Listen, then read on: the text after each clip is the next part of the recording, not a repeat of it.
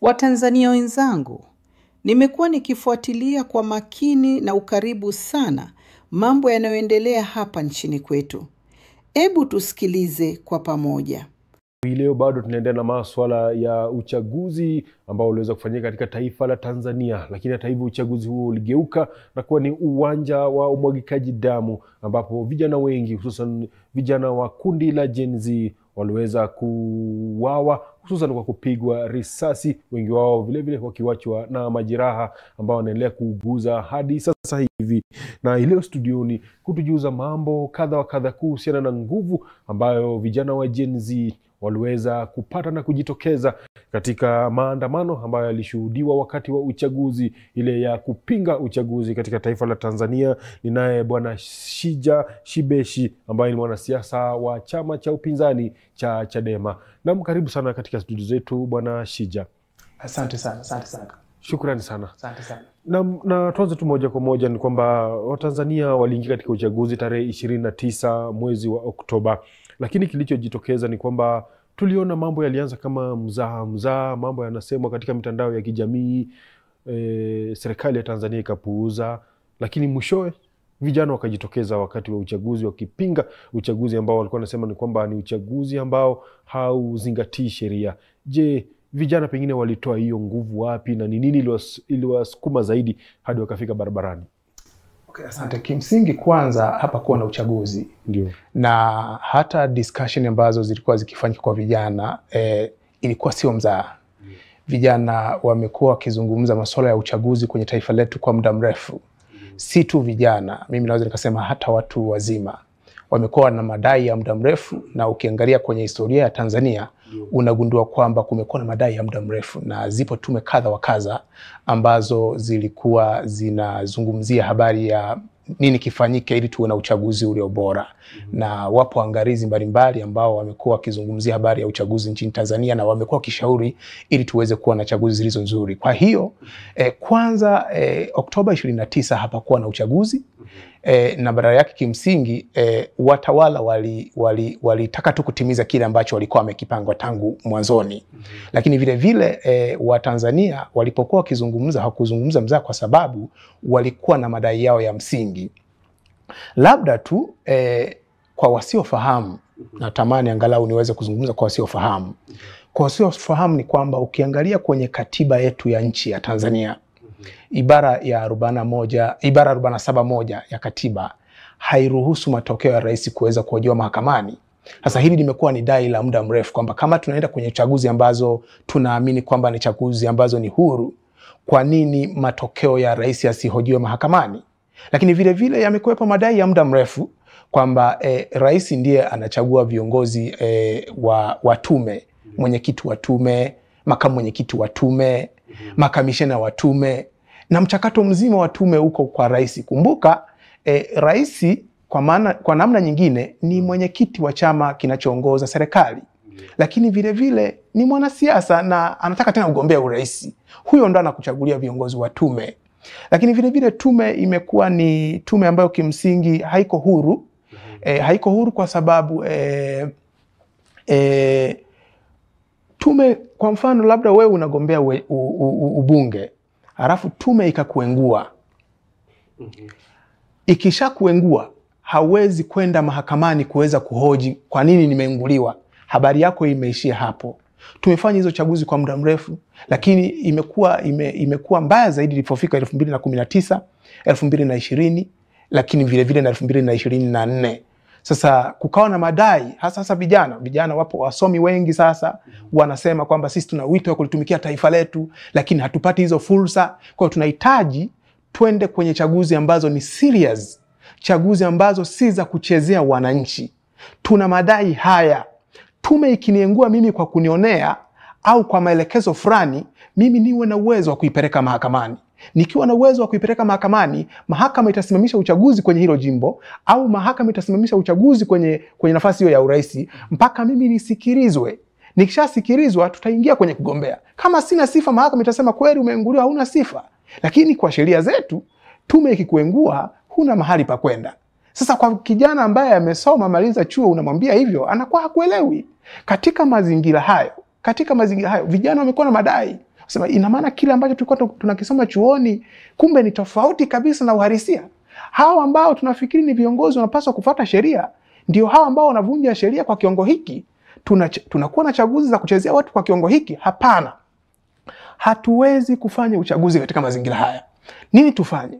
Tunaomba watawala wasikilize hiki tunachokizungumza. Ukiingia hata kwenye mtandao, search tu nchi ambayo matokeo ya rais hayajui mahakamani, unakutana na Tanzania peke yake. Sasa kwa kijana wa Kitanzania ambaye amesoma na ameelimika, ukimwambia hivi hakuelewi, anakwambia tupe utaratibu mzuri ili tuende kwenye chaguzi ambazo ni serious. Atakayeshinda athibitishe kwamba nimeshinda. Katika mazingira hayo, vijana walikuwa na ombi tu, kimsingi vijana walikuwa na maombi tu kwamba sisi tunafikiri serikali inapaswa kutusikilize, tuwe na chaguzi zilizo njema, zilizo nzuri, za haki na zilizo huru. Tofauti na hapo uchaguzi haufanyiki. Haufanyiki kwa namna gani? Unaweza ukawa haufanyiki kwa sababu hatuende kupiga kura. Unaweza kuwa haufanyiki kwa sababu tutaamua kuandamana. Sasa vijana wakachagua kuingia kuandamana. Wameingia kuandamana, vijana wanaandamana kwa madai haya ambayo mimi nayazungumza, wakaishia kupigwa risasi. Tukaishia kuumizwa. Kwa hiyo ni mazingira namna hiyo ambayo kimsingi yapo katika taifa letu, na imekuwa ni kitu cha ajabu sana kwamba unaweza ukaingia kwenye madaraka kwa sababu ya damu za watu. Urais ni nini mpaka watu wauawe? Ubunge ni nini mpaka watu wauawe? Kwa hiyo kimsingi kwa kiwango kikubwa sisi vijana tumeumia.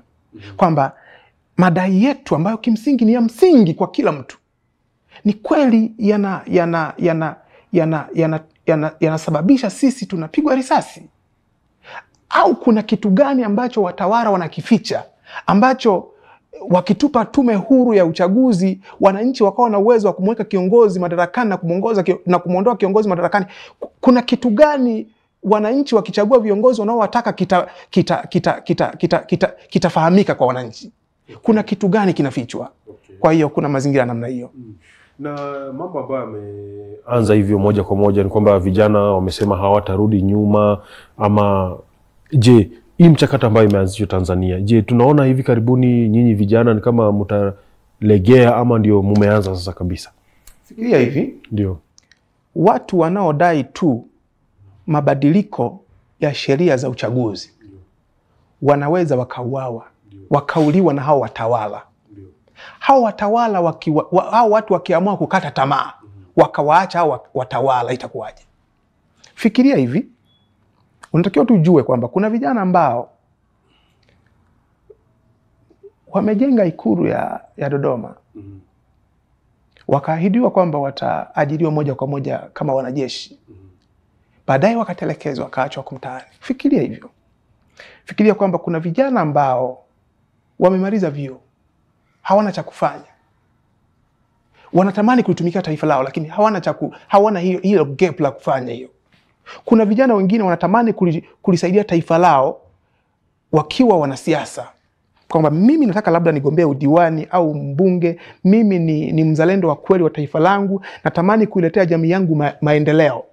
Na mimi na uwezo wa kufanya vile, na jamii inaniamini. Vijana hao hawajapewa hiyo fursa ya kuongoza taifa lao, ya kugombea. Hao vijana wamekuja wanatengeneza madai, wanakuwa na madai ya kwamba tunataka tufanye madai ya kuwa na tume iliyo huru, kuwa na uchaguzi ulio huru wa haki, wakauawa. Unafikiri watakata tamaa? Leo vijana ambao walikuwa hawajawahi kuandamana kudai haki, maandamano ni kwa mujibu wa katiba. Katiba inaruhusu. Katiba haikusema kwamba watu wakiandamana wauawe. Leo hao watu wanauawa, wako tayari kuwaacha watawala wanaowaua kwa kuandamana kwa mujibu wa katiba. Mimi nafikiri watawala wamekosea sana.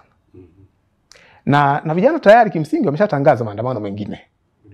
Na kwenye hayo maandamano sio ya vijana peke yake sasa. Hata wazazi wanasema kumbe vijana wetu wanaandamana kupigania kesho ya watoto wao, wanauawa.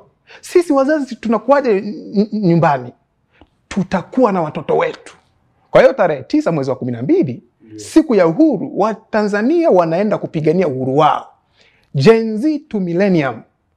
Gen Z na Millennium wanaenda kupigania uhai wao tarehe 9 mwezi wa 12. Kwa hiyo vijana hawawezi kurudi nyuma. Kama wanafikiri kwamba watawala wamewaumiza, wamedhulumu uhai wao, kwamba watarudi nyuma, haiwezekani. Ingia kwenye mitandao utaona TikTok, utaona kila mahali. Yeah. Na vile vile, na pengine wewe ni ambao umezaliwa Tanzania, umeishi katika Tanzania, sijui kwa mtazamo wako, kuna wakati ulifikiria pengine mambo kama yanaweza tokea, ujikute labda usalama wako wewe kivyako, wewe kivyako ni ya kuhatarisha, hadi wakati ambapo unajikuta umekimbia nchi yako ambayo ulizaliwa? Ulifikiria vitu kama katika maisha yako? Tulikuwa tunafundishwa tulipokuwa tunasoma tangu sekondari. Tunaambiwa kwamba quality of a good leader, sifa za kiongozi bora, uongozi bora. Lazima uwe msikivu, lazima uwe unakubali kukosolewa, lazima upinge rushwa, lazima uwe ni mtu wa kushaurika. Kwa hiyo tukawa tunajengewa desturi kwamba ukiona kuna kitu hakiko sawa, manake unapofundishwa unajengewa hiyo desturi, ukiona kwamba kuna kitu hakiko sawa, ujaribu kukosoa, kwa sababu viongozi bora ukiwakosoa wanafurahi kwamba hapa nimekosolewa, natakiwa kujirekebisha. Kwa tumejenga huo utaratibu tukiwa hatutegemei kama ambavyo watu wengine walikuwa wategemei kwamba kuna Tanzania ambayo kimsingi ni nchi ya amani kabisa, inaweza kawa katika mazingira namna hiyo. Mimi sikutegemea kwamba kuna siku yatanikuta haya mazingira, lakini mwisho wa siku nimesema wakati mwingine mazingira na kustahili kwa sababu ya namna ambavyo umechagua. Ukichagua kunyamaza kimya wakati watu wanaumia, huwezi kukutana haya mazingira. Ukichagua kuwa chawa, huwezi kukutana haya mazingira. Kwa hiyo mara nyingi watu ambao wamechagua kusema kweli tu, kusema kitu ambacho ni cha haki tu, kutafuta haki ya watu na nini, wanakutana mazingira magumu. Na mimi ni Mkristo na ninaamini kwamba hata Yesu Kristo alikuja kuhubiri habari njema, lakini mwisho wa siku kuzaliwa kwake tu kwenyewe kulikuwa kwa shida. Yani walipogundua kwamba anazaliwa kuna mtu anaitwa mfalme, wakasema hapa lazima tumwangamize. Kwa hiyo kwa nini? Ni kwa sababu alikuwa ameleta habari njema. Kwa hiyo ukitetea kitu ambacho kilicho chema, ukitetea haki, kuna mazingira ambayo utakutana nayo. Mimi ni mzalendo wa kweli wa taifa langu. Siwezi kuona taifa langu linaongozwa katika mitindo ya kidikteta halafu nikanyamaza kimya. Kwa hiyo sikutegemea kimsingi, lakini mwisho wa siku Mungu ndo anajua. Namna ni kwamba tumeona vijana wengi wameuawa, wengi hadi kufikia sasa wajulikani walipo, wengine wako na majeraha. Sijui pengine wewe wito wako kwa vijana ni wapi, ile pengine kuwapatia motisha na mambo kama hayo? Sijui unaweza kutoa ushauri gani kwa vijana wenzako? Kuna kitu kimoja tu. Umoja ni kitu cha muhimu sana. Mwalimu Nyerere mwaka 1995 alihutubia mkutano wa Mei Mosi Mbeya. Na baada ya kumaliza tu kuhutubia huo mkutano, siku chache zilizofuata akaandika kitabu kinaitwa Tujisahihishe. Na katika kijitabu hicho kuna mambo mawili ambayo mimi naweza nikasema. Alizungumzia habari ya ukweli, lakini vile vile akazungumzia habari ya umoja. Kwamba umoja ni kama mashine, kama mtambo fulani hivi, kwamba watu wanatakiwa wakifanya kazi kwa umoja, hapo ndo maendeleo yanapatikana, hapo ndo kila kitu kinapatikana. Sasa sisi vijana, hakuna wakati mwingine wowote tunatakiwa kuungana kwa pamoja, si kwa fujo, kwa hoja na bila hofu. Ni mazingira haya lazima tuwe wamoja katika madai haya. Haya madai ni madai ya muda mrefu kimsingi, zaidi ya miaka 30, lakini sasa tutayavumilia mpaka lini? Huu ndio wakati pekee ambao tunapaswa kuwa wamoja sisi vijana, lakini vile vile hii kitu wasituachie sisi vijana pekee yetu. Tuambie wazee wetu, baba zetu, wazazi wetu, watuunge mkono katika hiki kitu. Tunatengeneza kesho nzuri. Sasa kesho nzuri inahitaji umoja kwa pamoja. Tufikirie kwamba sisi tunaweza tukawa tunadhulumiwa uhai wetu kama vijana. Tunadhulumiwa uhai ili tu mtu awe rais. Unadhulumiwa uhai ili tu huyo ambaye amekuwa rais amchague mwanae kuwa naibu waziri. Huyo mwanae aliyemchagua kuwa naibu waziri amchague mume wake kuwa waziri. Yani nyie potezeni maisha. Halafu nikishapoteza maisha mimi nitakuwa kwenye utawala. Nikiwa kwenye utawala nitamchagua mwanangu kuwa naibu waziri. Halafu mume wake na mwanangu nimchague kuwa waziri. Mashemeji wangu nao niwachague kuwa wabunge na kadhalika na kadhalika na kadhalika. Hatuwezi tukawa na taifa la namna hiyo. Taifa la kudhulumiana kwa kiwango hicho. Tanzania ilikuwa haiko ya namna hiyo. Kwa hiyo namna pekee ya kuondoa mambo kama haya ni kuungana kwa pamoja kama Watanzania, kama vijana na wazazi wetu. Pengine swali la mwisho ni kwamba kwa sasa hali ya nchi iko vipi? Pengine vitu kama shule, watu wanaenda shule vipi? Mambo mengine ya kawaida ya jamii. Je, vijana wako namna gani maeneo hayo? Je, wako na ile uhuru? Pengine wanaweza kaa watu wa 10 mahali moja wanapiga hadithi. Pengine tuchore hiyo picture ya hali kwa sasa ilivyo. Kaka, uhuru unapatikanaje katika mazingira ambayo vijana mnakutwa mnaangalia mpira? Mko kwenye kibanda mnaangalia mpira, mnamiminiwa risasi, wote mnakufa. Kuna mtu juzi alikuwa ananichekesha, alisema Jumapili iliyopita ameingia kanisani.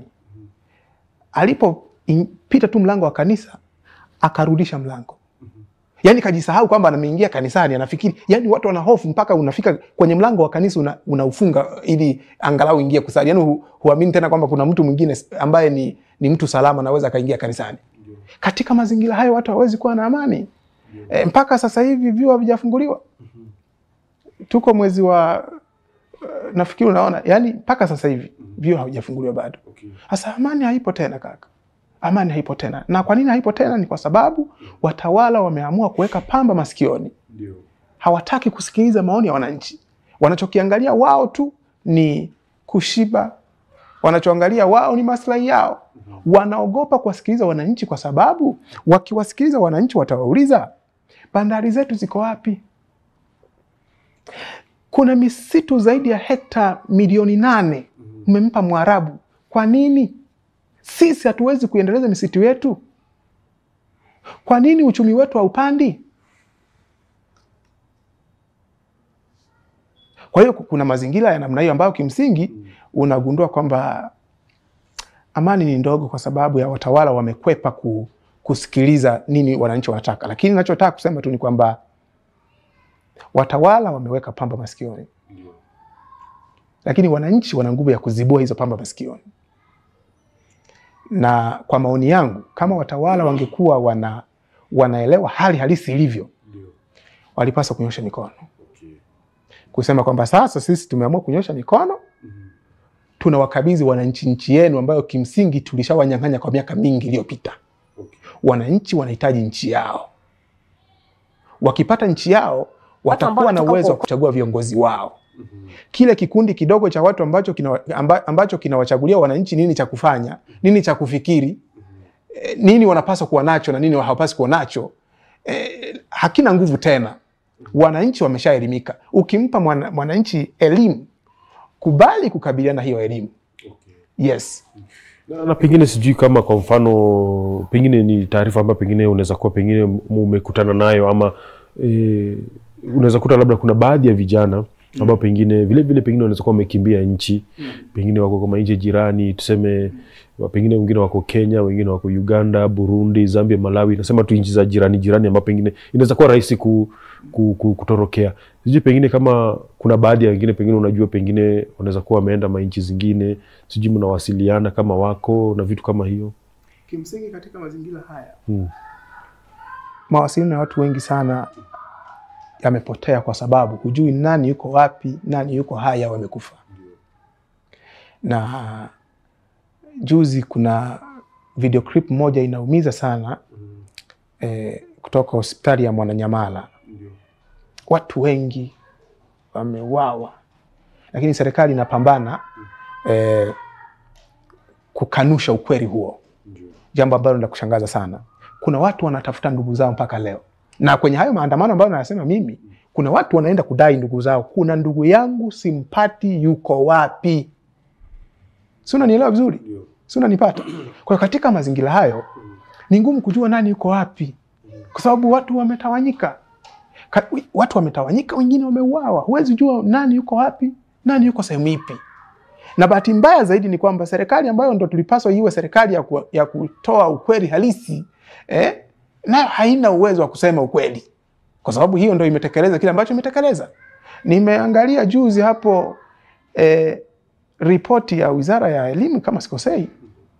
Wanasema wanafunzi wa kidato cha 4 wanaenda kwenye mitihani, lakini zaidi ya wanafunzi 300,000 na kitu hawajulikani walipo. Serikali inatoa ripoti hiyo kwa sababu mwisho wa siku kama kijana amejiandikisha nafanya mtihani wa kidato cha 4, halafu wakati unafika kufanya mtihani hayupo, haujui yuko wapi. Sasa hatujui wamekimbia nchi au wameuawa au imekuwaje, hatujui. Kwa hiyo yani kimsingi tuko katika mazingira magumu kwa kweli, na bahati mbaya kwenye hayo mazingira magumu watawala wazungumzi chochote. Yani mkuu wa nchi anaweza akasimama akasema kwamba waheshimiwa wabunge, naomba tusimame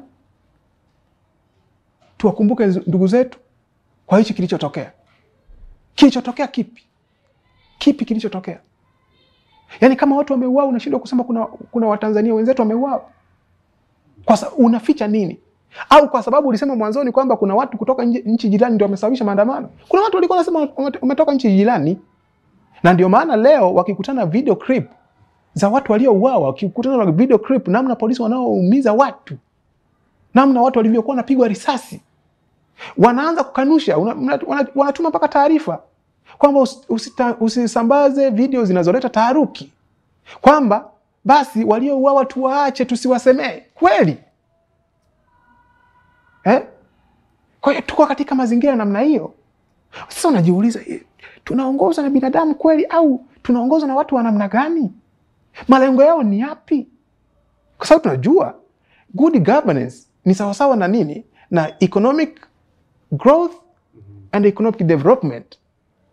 Utawala bora ni lazima usababishe uchumi uendelee. Uchumi ili uweze kuendelea ni lazima usikilize wananchi.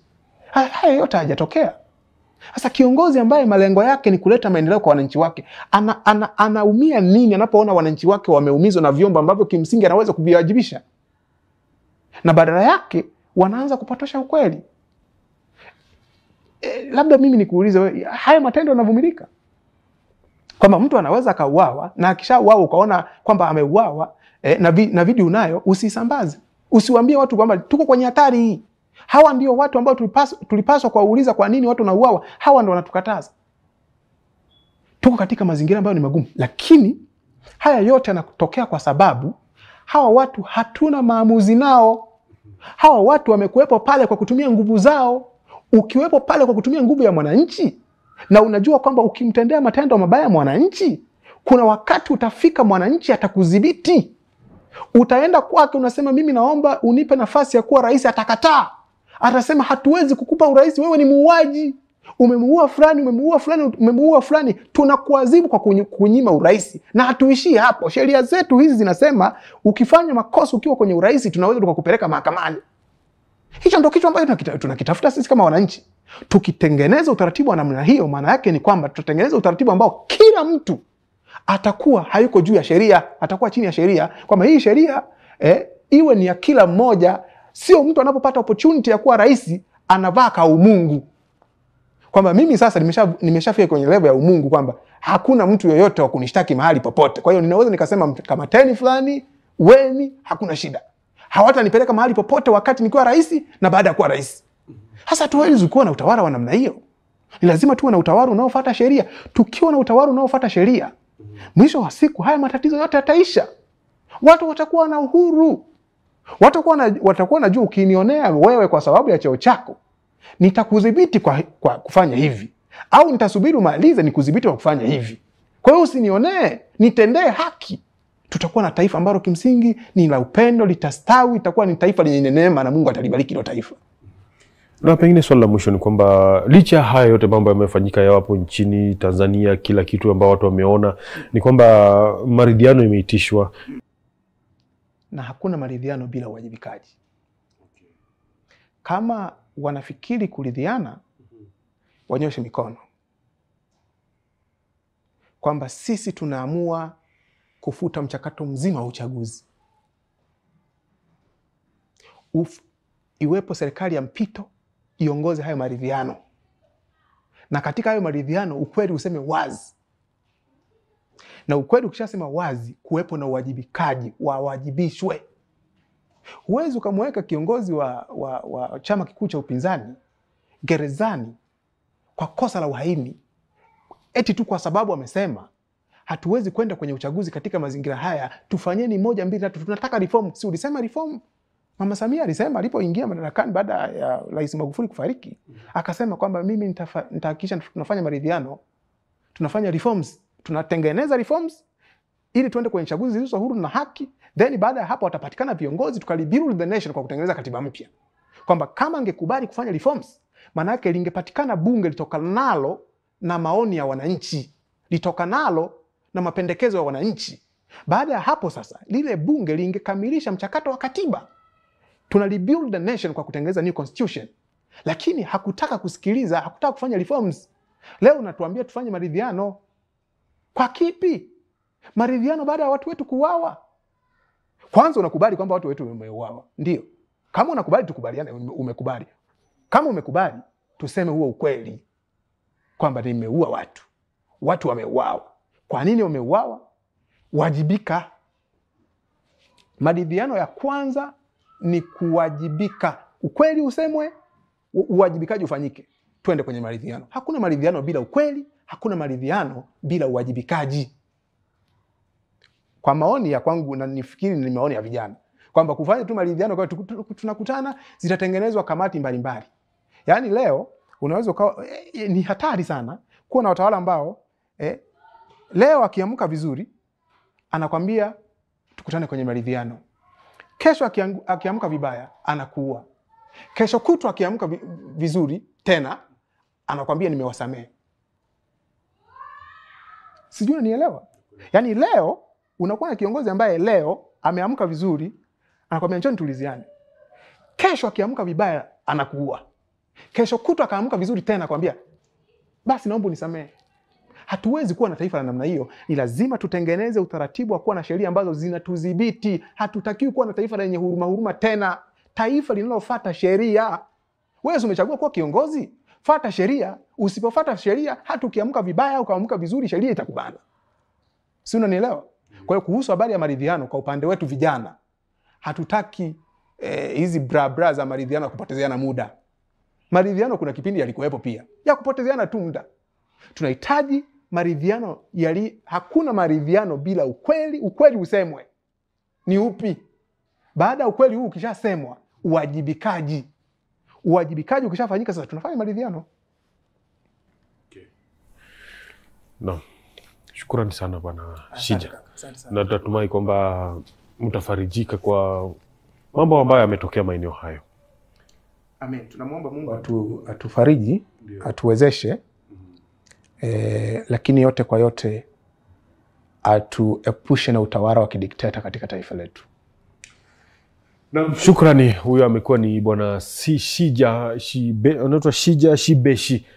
Samahani kwa shida ya matamshi hayo, na ni kwamba ni mwanachama wa chama cha Chadema na vile vile Gen Z kutoka taifa la Tanzania, ambao ni baadhi ya watu ambao wamekwazika na wanahuzunishwa na mambo ambayo yameendelea katika taifa la Tanzania, na wanasema hawatakomea hapo. Tarehe 9 mwezi wa Disemba, wakati itakuwa ni sherehe ya siku ya uhuru wa Tanganyika, wamesema bado watakuwa barabarani kudai haki, na ni haki wanayosema ni haki ya kimsingi na ya ukweli. Mimi ni Kevin Sewe, sina la ziada. Kwaheri kwa sasa. Je, mwenzangu, umejifunza nini?